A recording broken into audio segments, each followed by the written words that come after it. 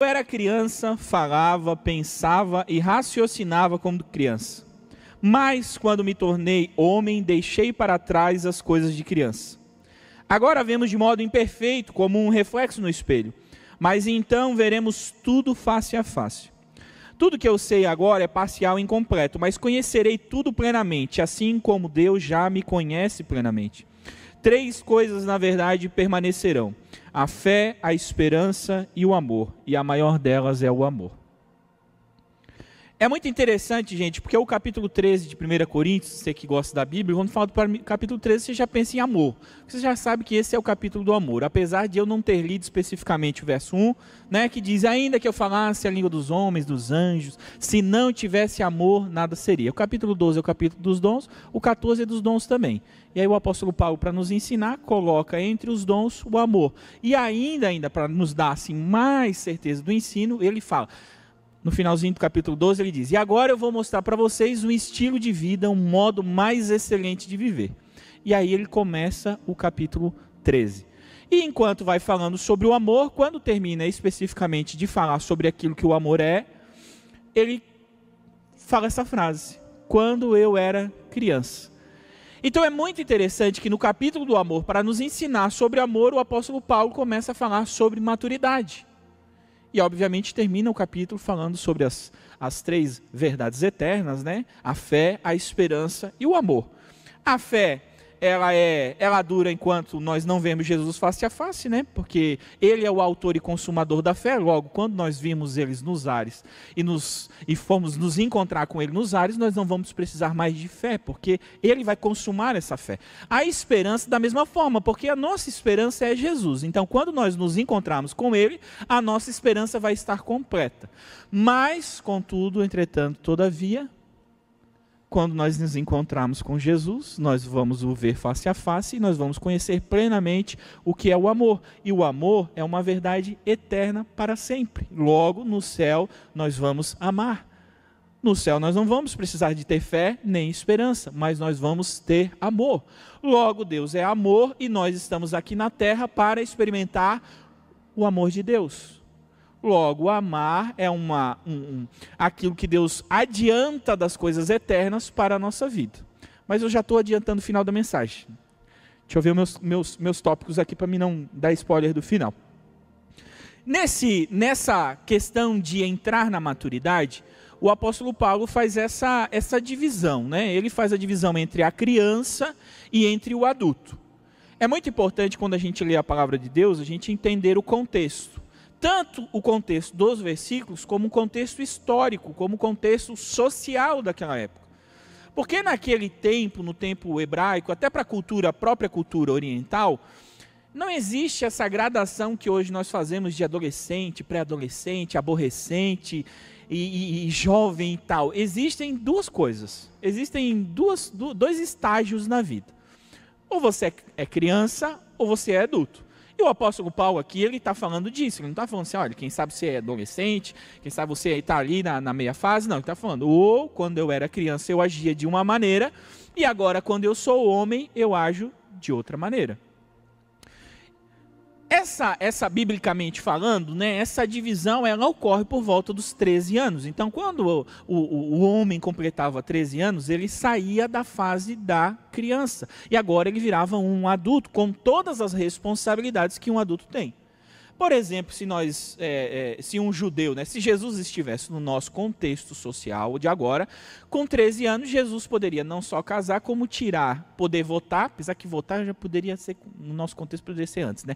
Mas Jesus poderia votar, poderia tirar a carteira e poderia ter várias coisas de que hoje nós falamos com 18 anos.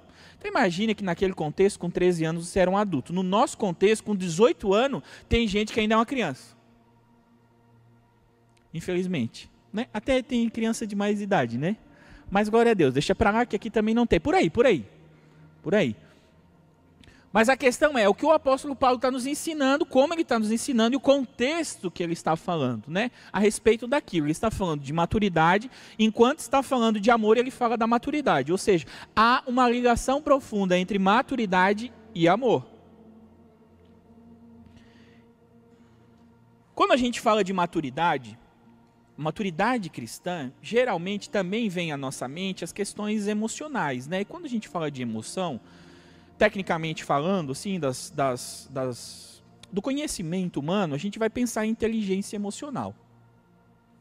Inteligência emocional é uma coisa das gestões das emoções. Não necessariamente inteligência emocional é a maturidade que a Bíblia deseja que nós tenhamos. Eu quero que você tenha claro no seu coração que a maturidade cristã e a maturidade bíblica, ela sobrepõe qualquer conhecimento natural do homem. E ela está muito acima dos conhecimentos naturais, das formulações naturais. Não quer dizer que você não precise de inteligência emocional ou vamos jogar o Daniel Goleman no lixo. Não, não. Quer dizer que a maturidade cristã está muito acima da simples gestão das emoções. Uma coisa que acontece com o nosso coração, né, é a síndrome de Asaf, né? No Salmo 73, o Asaf diz: meu Deus, Deus é bom com Israel, contudo os meus pés quase se desviaram. Por quê? Porque eu olhei para o perverso e para o ímpio e eu vi a prosperidade dele. Eu vi que ele não passa trabalho, eu vi que as coisas dão certo para ele. E às vezes eu olho e comparo com a minha vida e as coisas não estão dando muito certo para mim. E às vezes a gente vê o ímpio, vê pessoas, o ímpio, resumindo, vê o ímpio, o pecador, o perverso que o Asaf está falando aqui, e às vezes é uma pessoa com uma extrema inteligência emocional. Às vezes você olha para ele e é uma pessoa próspera, educada, bonita, bem arrumada. Você olha para aquela pessoa e você sente até raiva, daquela pontinha de inveja. Você começa a olhar e a pessoa assim, meu Deus, é uma pessoa de outra classe, de outro nível. Mas está indo para o inferno. Está indo para o inferno. Porque o ímpio, irmão, ele vai para o inferno, tendo inteligência emocional ou não. Porque lá no inferno também está cheio. O diabo ele tem uma inteligência emocional também. Mas não tem a maturidade cristã, mas ele também tem inteligência emocional. Então nós temos que perceber que a maturidade cristã não é maquiar defunto. Porque o ímpio ele está morto. E ele precisa nascer de novo. Mas nós que nascemos de novo e nos encontramos com Jesus, nós buscamos a maturidade cristã, a maturidade espiritual, que é a profundeza da nossa transformação em Cristo. O apóstolo Paulo fala isso em Efésios, até que todos cheguemos à unidade da fé, fases da fé. Então o apóstolo Paulo quer que nós cheguemos à unidade da fé. Para quê? Para que a gente alcance a estatura do varão perfeito. Que é quem? Que é Cristo Jesus. Então a nossa meta é ter maturidade para alcançar a mesma estatura de Cristo, a mesma maturidade de Cristo. E isso acontece passando as fases da fé e conhecendo a unidade da fé, alcançando a maturidade cristã. Então toda vez que a gente olha para o ímpio e de alguma maneira o nosso coração é desconcertado, é porque a gente não fez com o Asaf, né? Até que eu entrei no santuário de Deus e entendi o fim deles. Até que eu percebi que a minha vida é diferente, porque já viu que às vezes a gente é crente, mas a gente sofre mais do que o ímpio? E lá dentro do nosso coração, às vezes não sai da nossa boca, mas lá dentro do nosso coração a gente fica maquinando do porquê essas coisas acontecem, já que a gente faz tudo certinho para Jesus. Já que a gente ama Jesus, canta para Ele, faz as coisas para Ele, tenta se comportar da melhor maneira possível, e a gente se compara com outras pessoas. Mas aí a gente precisa entrar no santuário, mas esse é tema para outra mensagem. A questão é, nós estamos falando de maturidade cristã. O ponto mais alto, aquilo que o Senhor deseja, o Senhor Jesus deseja fazer com a nossa vida. É a metanoia, a transformação diária, o discipulado. Por que nós somos discipulados? Por que nós discipulamos uns aos outros? Porque nós desejamos alcançar maturidade. Ou seja, nós estamos transicionando do tempo de criança para o tempo de adulto. Não quer dizer que às vezes a gente não vai fazer coisas de crianças. Não quer dizer isso. Porque um adulto, às vezes, ele comete erros de criança. E não tem problema, porque nós estamos progredindo, mas não há perfeição no nosso coração. A questão é a compreensão da nossa alma, a compreensão do nosso entendimento a respeito daquilo que nós somos. Porque o problema não é ser um adulto e ocasionalmente fazer uma coisa de criança. O problema é você achar que você ainda é criança. O problema é você ter modos de pensar como criança. O problema é você não ter assumido a responsabilidade de ser um adulto. Já viu que às vezes você olha o neném e a primeira frase que vem no teu coração é: meu Deus, né? Que sono bom, não tem um boleto para pagar? Porque boleto é responsabilidade, irmão. Né? Boleto é responsabilidade. E quando a gente está cansado, a gente quer fugir do quê? Das nossas responsabilidades. Sei lá, a gente quer emprestar boleto para alguém. A gente posta lá, né? Eu deixo falar da minha vida, mas paga uns boletos aqui para mim.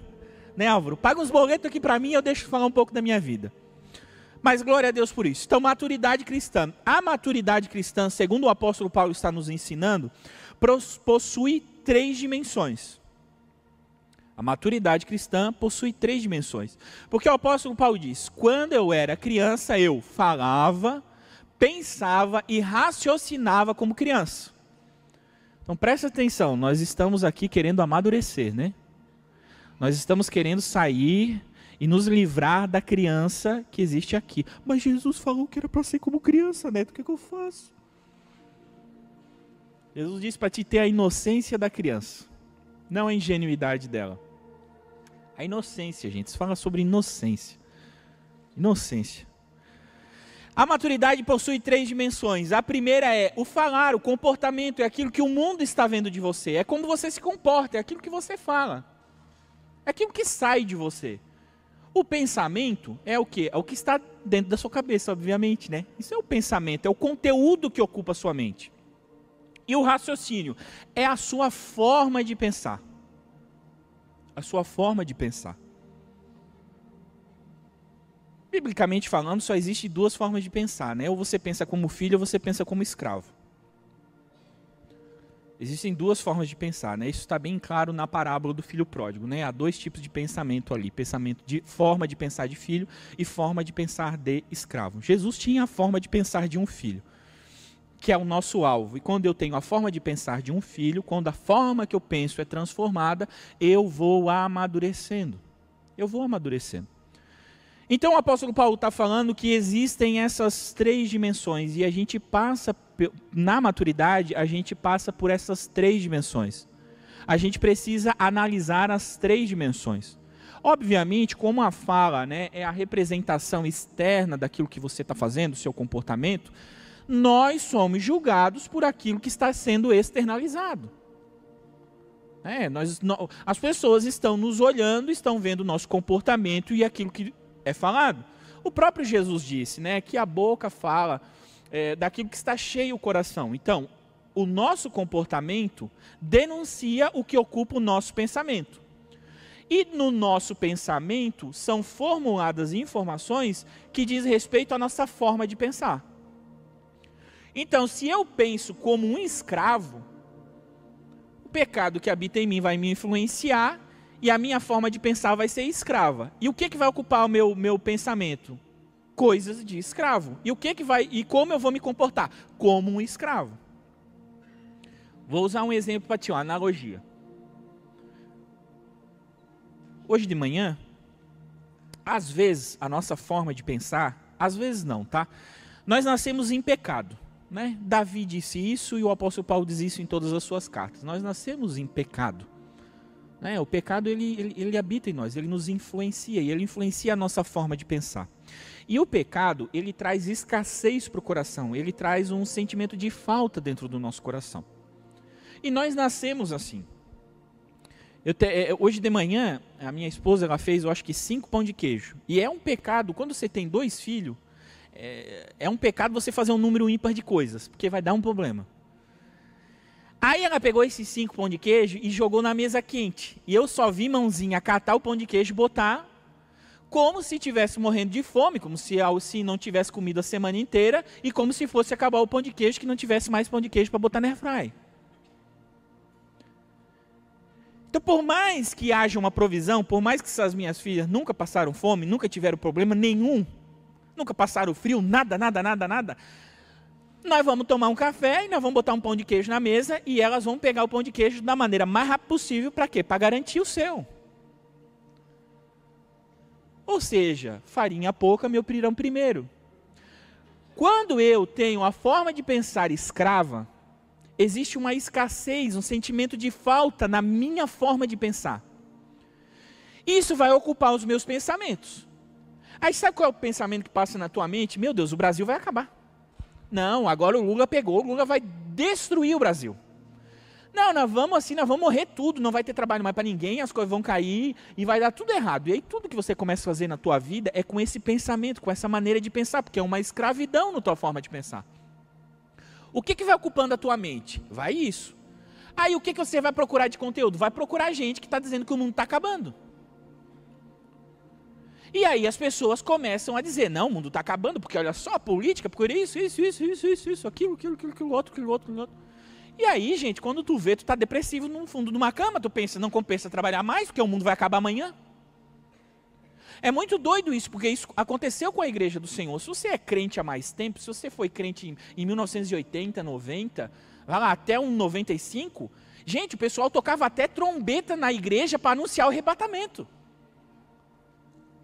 Pergunta para os crentes mais velhos que tu vê aí se não era assim. Gente, todo domingo tinha uma pregação de arrebatamento. Jesus estava voltando ali. Era depois do culto. Não dava para ir comer. Não dava para ir no restaurante. Era ali, gente. As pessoas aceitavam Jesus no medo que Jesus estava voltando. Naquele tempo, eu me lembro assim, que às vezes a minha mãe dizia assim, ó, ô filho, a mãe vai na cidade. Eu ficava em casa, se a mãe demorasse meia hora, Jesus voltou, eu fiquei.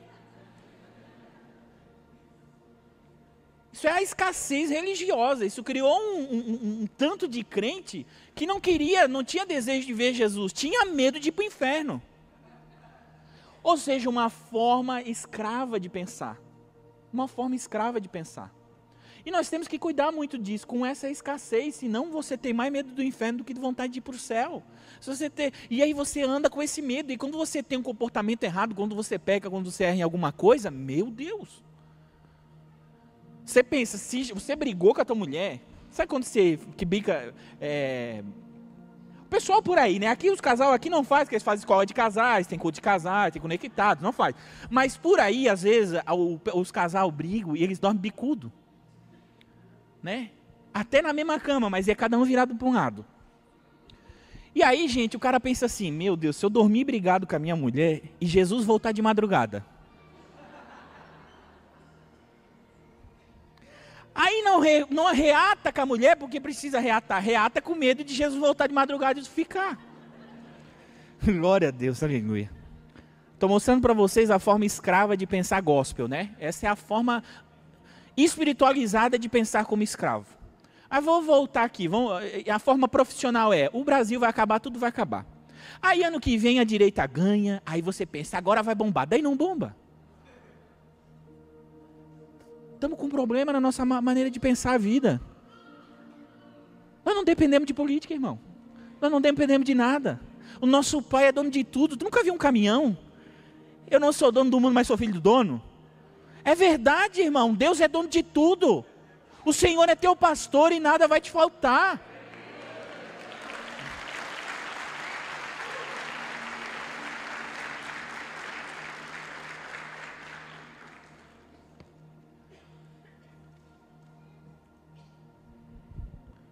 Uma vez eu preguei aqui, né, que o escravo de nada difere da criança, né?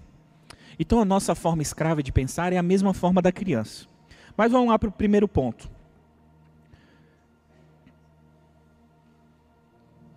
Primeiro ponto, a fala, o comportamento.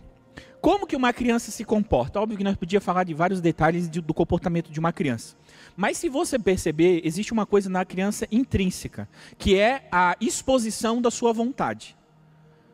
Uma criança, ela deseja deixar claro as suas vontades.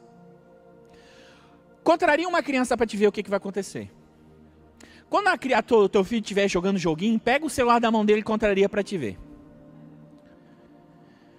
Só que quando o filho briga com alguém, que a gente diz assim, ó, vai lá pedir desculpa. Ele, assim, às vezes ele vai de primeira, às vezes ele só vai sob ameaça, né?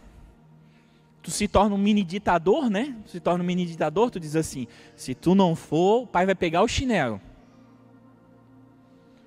Deus que nos ajude, que nos perdoe, né, de tantas ameaças que a gente faz. Porque esse é a maneira escrava de lidar com os nossos filhos, né? O que não quer dizer que nós não temos que corrigi-lo, mas não temos que ameaçá-lo. Mas aí você diz, aí ela pensa, meu Deus, eu tenho que ir. Porque ou eu peço desculpa para o amiguinho, ou eu levo chinelada. Aí ela faz a conta, ela raciocina e ela pensa, é melhor eu pedir desculpa para um amiguinho. Mas ela não vai assim convencida que ela precisa pedir desculpa. Ela vai coagida pedir desculpa. Ela vai empurrada e ela vai bater o pé, ela vai com a mão fechada. Desculpa. Ela vai baixar a cabeça, ela não vai olhar no olho, porque na verdade o coração dela não está pedindo desculpa. Ela está sendo forçada pelo seu comportamento a pedir desculpa. O que não está errado, irmão. O que não está errado. Eu não estou dizendo que esse movimento está errado.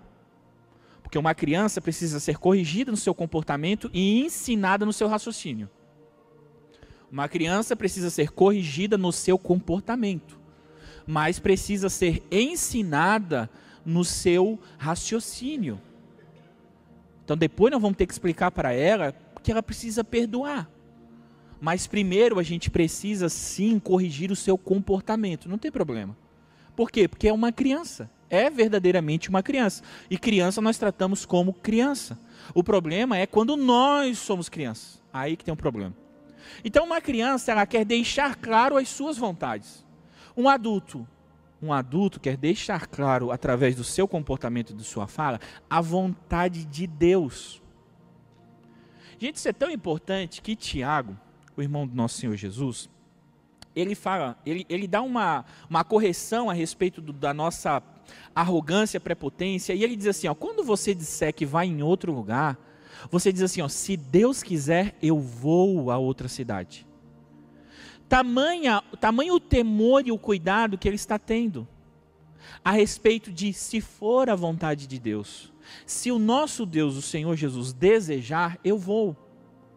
Para mostrar claramente que o nosso comportamento, ele não é um comportamento por causa de regras exteriores. Que nós não se comportamos de uma maneira, porque existe um livrinho de regras, das regras do crente, que trouxeram para nós e essas regras disseram, você precisa se comportar dessa maneira. Não, nosso comportamento diz respeito a evidenciar para as pessoas, comportamento de um adulto, a evidenciar para as pessoas a vontade de Deus. Então nós estamos toda hora transicionando no nosso comportamento entre evidenciar para as pessoas a nossa vontade, ou evidenciar para as pessoas a vontade do nosso Pai. Ok, então uma criança, ela quer evidenciar a sua vontade, ela quer deixar claro para todo mundo a sua vontade. E é interessante porque, sabe quando você vai se aguentando para falar uma coisa, e daqui a pouco você pega e larga o aço mesmo, e aí você solta, você vomita tudo, e aí depois bate aquele arrependimento? Porque você estava assim tão bonzinho, você estava conseguindo, aí sei lá, apertaram num botão e você diz, agora chega, agora bateu no meu limite. Você diz assim, eu não tenho sangue de barata. É interessante porque Salomão, ele fala que o tolo, se ele ficar quieto, ele se passa por sábio. E às vezes, gente, a gente fica aquele 99% quietinho. Sabe quando a mulher começa a brigar contigo? Irmão, quando a mulher começa a brigar contigo, só existe uma saída válida. Boca fechada e aqui, ó, concordância. Só concorda. É os pinguins de Madagascar. Sorri a cena, sorri a cena.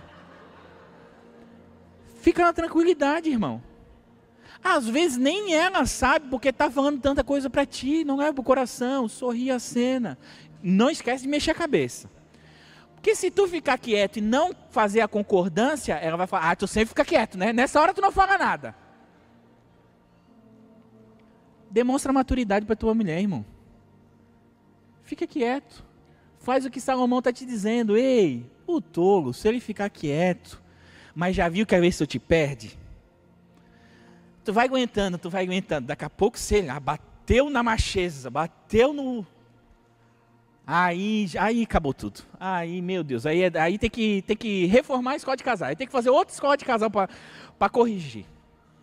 Então, gente, comportamento.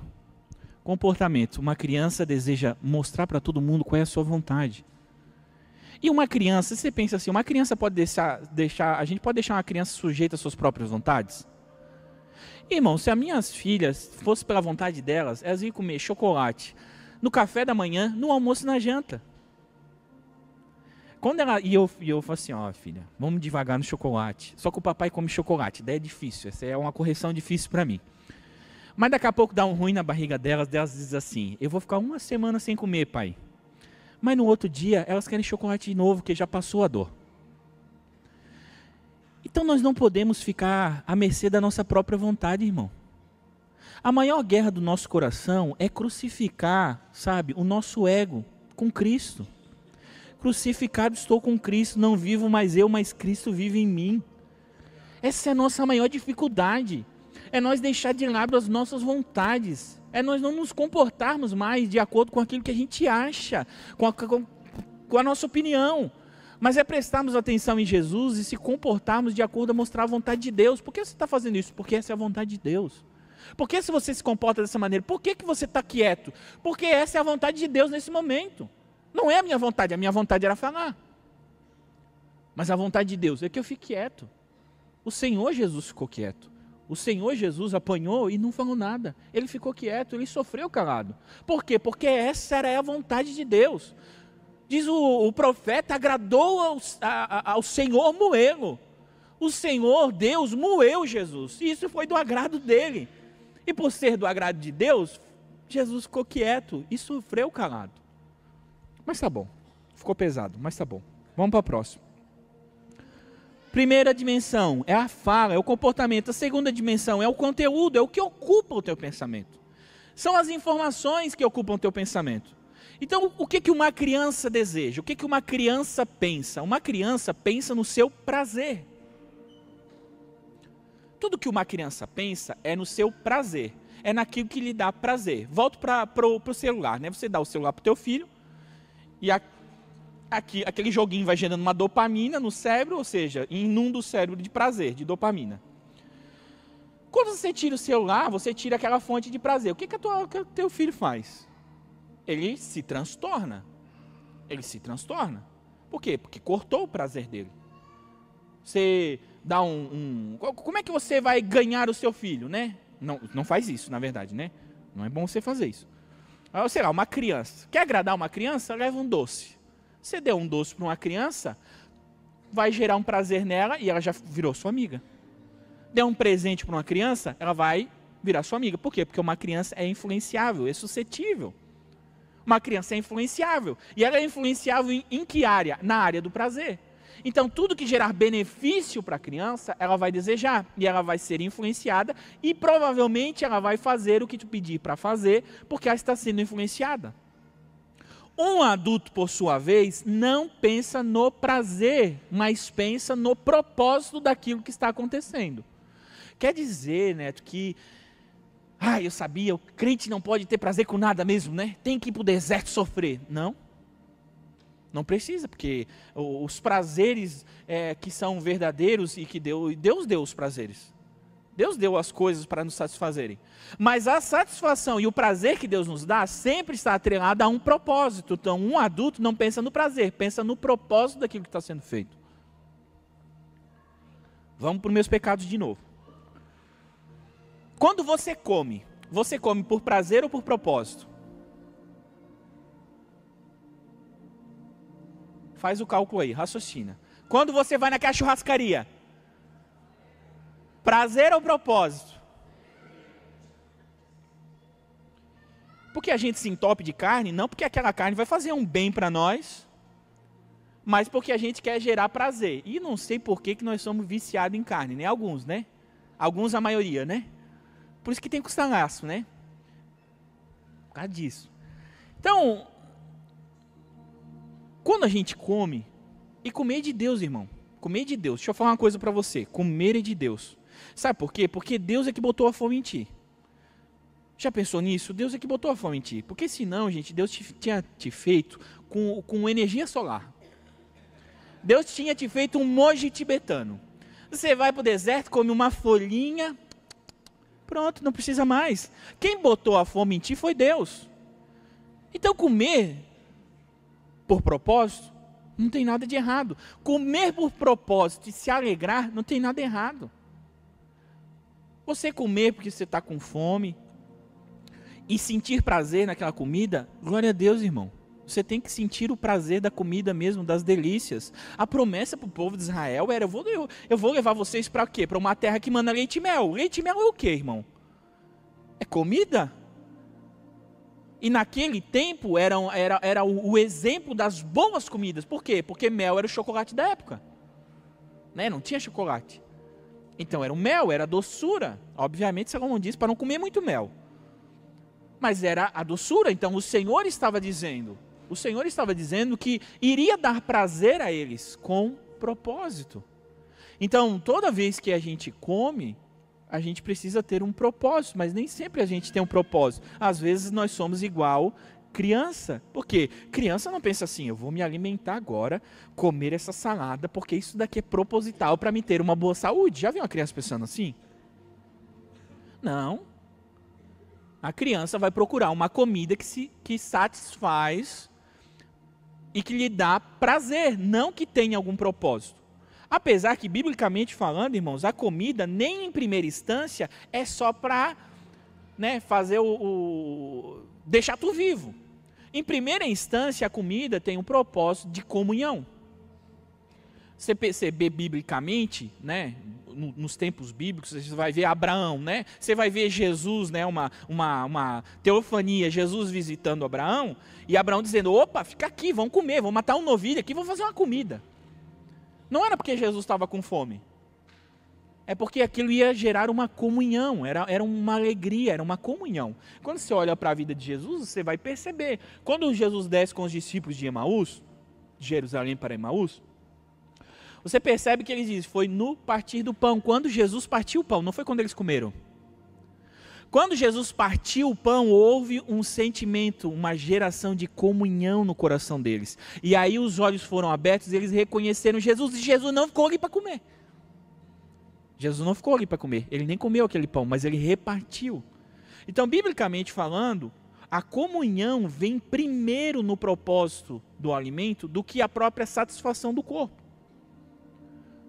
Mas veja, uma criança pensa apenas no prazer que a comida pode lhe dar.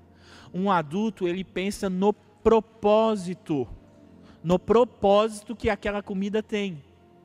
No propósito. Eu sei que você, igual a mim, às vezes come 50% pelo propósito, 50% pelo prazer, né?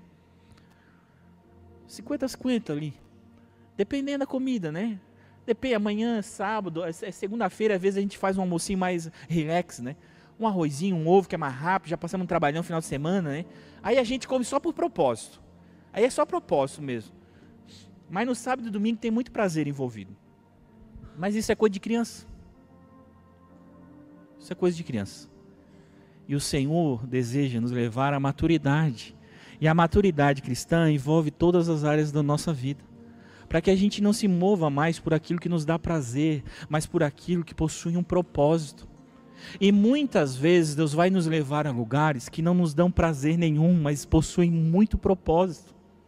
Inclusive, às vezes, o Senhor vai te exaltar em áreas que você nem queria ser exaltado, para que o propósito dele seja cumprido. Todo homem de Deus na Bíblia, ou a maioria deles, não queria aparecer nem liderar ninguém. Moisés está no deserto, 80 anos de idade, e aparece uma sarça pegando fogo. E a sarça diz, vem cá, eu te chamei, vai lá libertar um povo. Que libertar povo? Eu estou aqui tranquilo. Eu já estou no meu lugar aqui de prazer, não quero sair daqui. Então, às vezes, o Senhor vai ter que sacudir e arrancar o nosso prazer para que a gente encontre propósito. E quando nós encontrarmos o propósito, tivermos consciência do propósito, nós vamos encontrar prazer. Porque todo o propósito de Deus pode gerar um senso de satisfação e prazer na nossa vida. O profeta também diz que Jesus viria ao fruto do seu trabalho e ficaria satisfeito. Então, em todo o propósito de Deus há uma satisfação, mas a nossa mente de criança às vezes não está preparada, porque nós estamos raciocinando como criança. Terceira dimensão da maturidade, raciocínio, a mentalidade. Aquilo que você viu o coach no Instagram, no Reels, dizer o teu mindset. Igual o pastor Elton, que está fazendo call, que está dando feedbacks. Está falando vários termos em inglês. Mas não é mindset, irmão. Mindset é coisa de coach. A Bíblia é metanoia. A Bíblia é o raciocínio.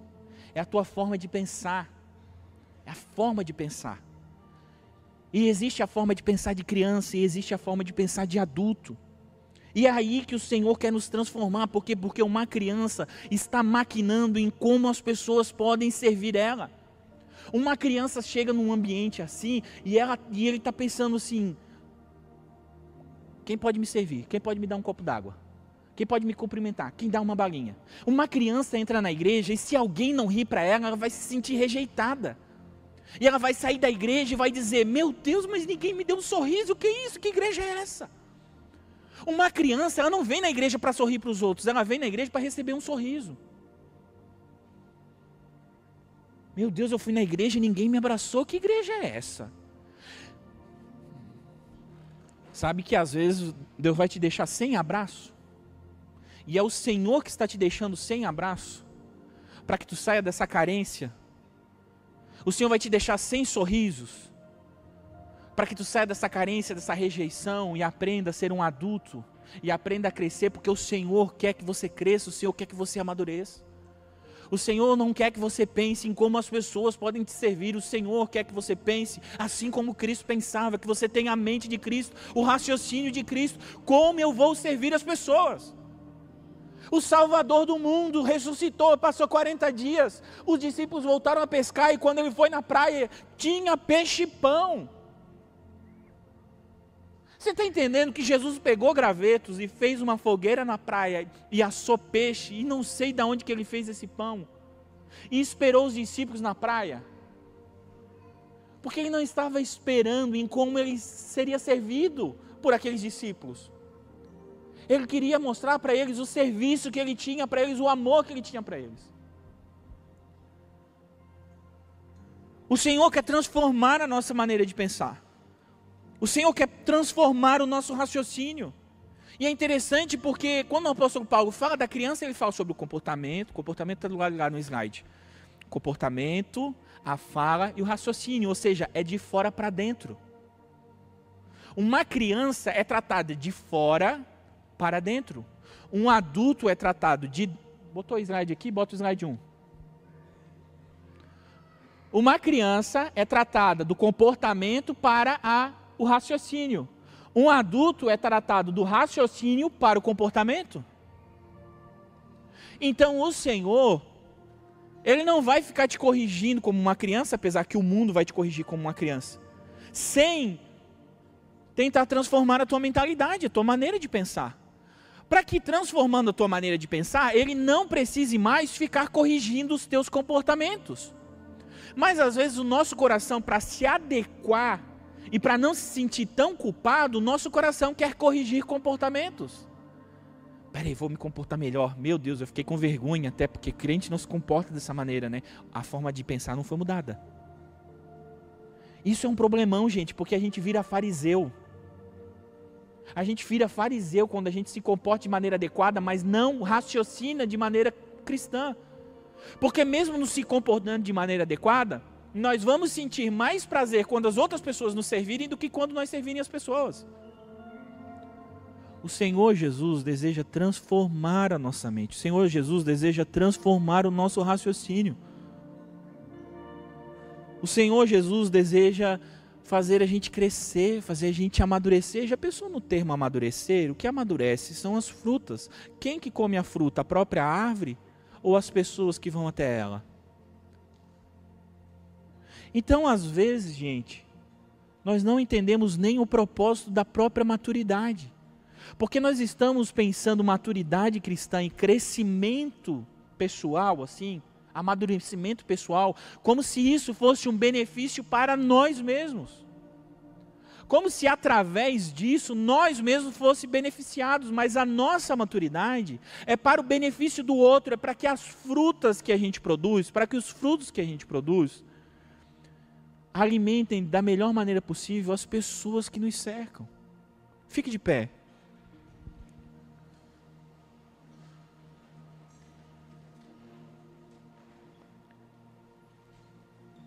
Às vezes nós estamos usando a maturidade como um meio para o fim.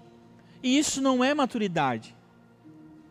Maturidade, gente, não é o quanto você ganha. Maturidade não tem nada a ver com o teu salário. Maturidade não é a posição que você ocupa. Maturidade não é a experiência que você possui, porque tem muito velho imaturo. Tem muito velho imaturo. Maturidade não é o quanto você conquistou. Olha só as minhas conquistas, louco! Essa noite vão te pedir a tua alma. Maturidade, gente. Maturidade é o quanto você ama. Maturidade não é você não errar. Às vezes nós temos uma perspicácia no nosso comportamento para não errar, mas não porque isso é propósito, não para mostrar a vontade de Deus, mas é porque a gente não gosta de ser corrigido, então a gente não é para não ser corrigido. Mas o Senhor não julga o teu coração a partir dos teus erros, porque tu não está gerando créditos e débitos com Ele. O Senhor te julga a partir do quanto o amor dEle pode fluir na tua vida. E nós não podemos errar o alvo, nós não podemos transformar o nosso crescimento para o nosso próprio benefício. Porque se eu estou ficando maior, é aí que eu mais me dobro. É aí que eu mais me derramo. É aí que eu mais me sacrifico. Quanto mais alto Jesus ia, mais alto ele se abaixava. Por quê? Porque ele cresceu, ele amadureceu. Ele deixou as coisas de criança. Ele não vivia mais por aquilo que lhe faltava. Não vivia mais pelas suas carências, pelos seus sentimentos. Ele não vivia mais em busca de uma aprovação de alguém, porque ele tinha a aprovação do Pai. O Pai o aprovou e era isso que lhe bastava. O Senhor deseja nos levar, nos fazer crescer, nos amadurecer, não para o nosso próprio benefício, mas para o benefício das pessoas que nos cercam. Para que elas possam colher frutos maduros, para que elas parem de comer frutas verdes que doem na boca, para que elas não precisem mais de jeitos para lidar com a gente, mas porque a nossa vida flua o amor. Esse é o alvo da maturidade, é por isso que nós queremos passar de fase, nós queremos ser mais espirituais para amar mais. Quanto mais pertinho de Jesus, mais amor, mais eu vou amar as pessoas. Esse é o único propósito e o único alvo, gente. Porque no céu, o amor ainda vai existir. No céu eu vou experimentar o amor de maneira que eu nunca experimentei. Eu vou ver o amor, eu vou olhar o amor.